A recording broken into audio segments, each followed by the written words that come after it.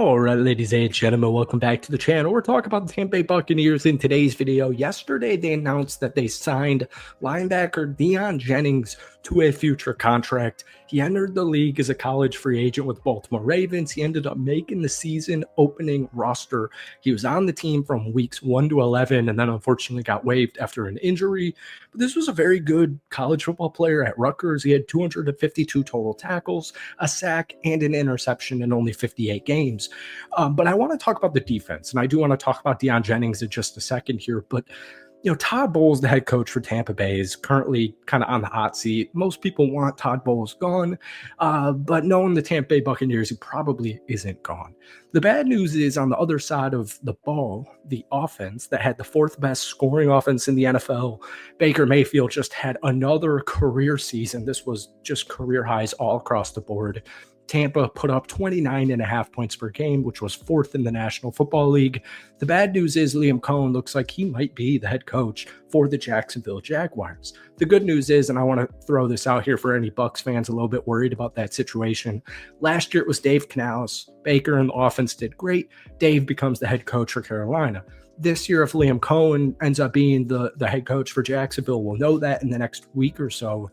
And I just want to say, this is becoming an organization that a coordinator wants to go to get a head coaching gig. So you're going to get the top options at OC if Liam Cohen does ultimately leave. But folks, we're talking a little bit more about the defense in today's video. Hit that like button, hit that sub button for daily Bucs content.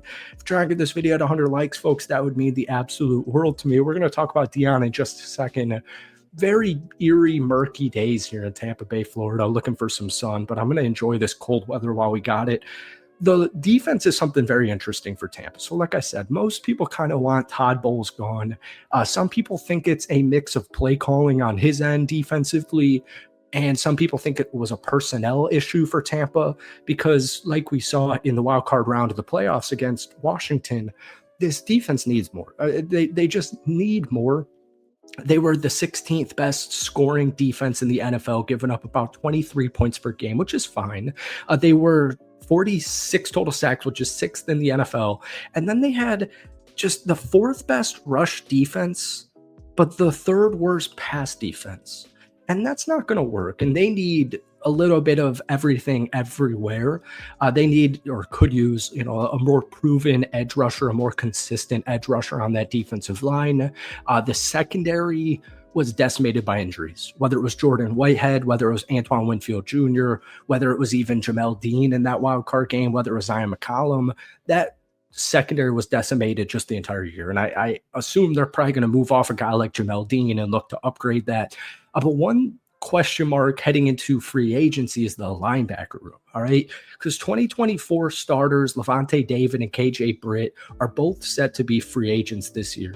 Now, in 2024, the start of this season, right, the main starting linebacker was KJ Britt. But then he missed 3 games later on in the season because of an injury, but his playing time had already been kind of going downhill. He averaged 16.5 snaps per game over his last 4 games. And J.J. Russell ultimately ended up replacing him, but he also is entering free agency, but he's a restricted free agent. Now, Servassier Dennis was supposed to be the coverage linebacker who split time with Britt, but week 4, right away against Philadelphia, he had a season-ending shoulder injury. So my point is with Deion Jennings, this is a futures contract, and this is a guy who was a practice squad dude for Baltimore. I'll just get into it. He played in all 3 of the Baltimore Ravens preseason games. He had 7 solo tackles. He also had 3 assisted tackles, but he only earned a 47.1 overall grade from PFF.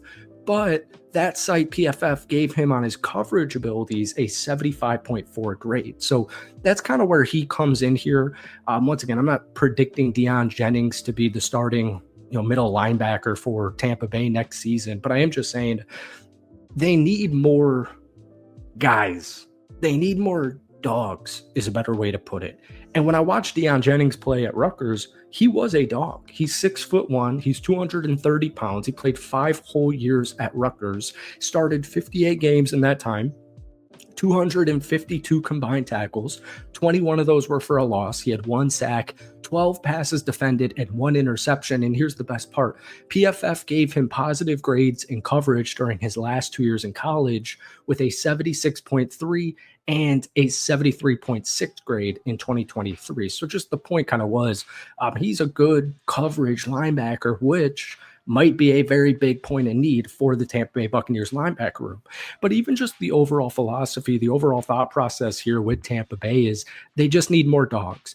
And so you can sit here and blame, and you could find equal reasons for everything.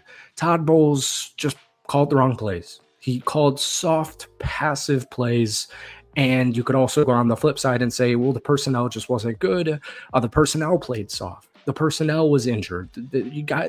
These guys got injured all season, and sometimes that's just the way she goes. Sometimes it's just not meant to be, and obviously now in retrospect, because the 3-point loss to Washington, it obviously wasn't meant to be. But Tampa is going to make moves in the offseason, and most of them, in my opinion, whether it's draft or free agency or trades or what have you, is going to be on the defensive side. They have about projected, this can be changed, their 2025 cap space number is $21.9 million. But even with the linebacker room, some free agents hitting there. But I love Yaya Diaby. I love Servassier Dennis. I mean, Dennis, if he can just stay healthy, is probably a stud linebacker in the NFL. Once again, if he can just stay healthy for a full regular season. The defensive line, like I said, maybe get a more proven, consistent edge rusher. Doesn't even necessarily have to be in free agency. Could be the draft, but that pass defense is going to get a lot of the headliners because they rank 29th in passing yards allowed, and that just, it can't happen. And like we saw with Jaden Daniels this past weekend on Monday night, you can't get torched at home to a rookie QB. You just can't. Jaden Daniels, 24-35, 268 yards, 2 touchdowns, 0 interceptions. He also chipped in with 13 total rushes for 36 yards. They couldn't stop. Washington was 8 of 15 on third down. They were 3 of 5 on third down. They had 350 total yards offense as opposed to Tampa's 284. Obviously Baker Mayfield made a mistake with the fumble, but that defense, they just need dogs. That's it. Just to put it point blank, they need more dogs. And even though the free agency period has yet to begin, I like them that they're starting to fill out this roster heading into the offseason with guys like Deion Jennings and a bunch more others as well. But this is one that really caught my eye. That's it for today. I hope you guys enjoyed it. Hit that like button, hit that sub button for daily Bucs content. Folks, it's January 16th, so the season literally just ended a couple of days ago. I'm curious, what kind of content do you guys want to see on this channel this offseason? Let me know down below. Have a great rest of your week, and I'll see you soon. Peace.